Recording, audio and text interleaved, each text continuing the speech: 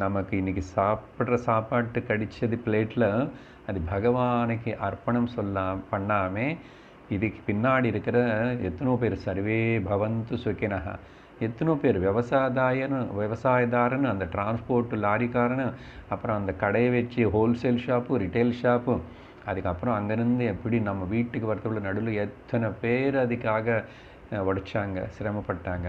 அவங்க எல்லாரையும் நினச்சிக்கிட்டு மாதிரி நன்றி சொல்கிறதுக்கு எல்லாருக்கும் எப்படி சார் நன்றி சொல்கிறது, யார் யார் பண்ணாங்களோ எனக்கு தெரியாதுன்னா, அதனால தான் எல்லாரும் ஈஸ்வரனுடைய ஸ்வரூபந்தான்.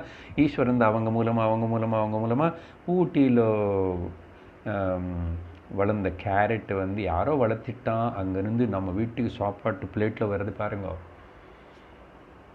அதுக்கு அப்படி நன்றி சொல்லி ப்ரேயர் சொல்லி சாப்பிடலன்னா நீ திருட்டுத்தனம் பண்ணுற, திருட்டி சாப்பிட்ட சாப்பாட்டை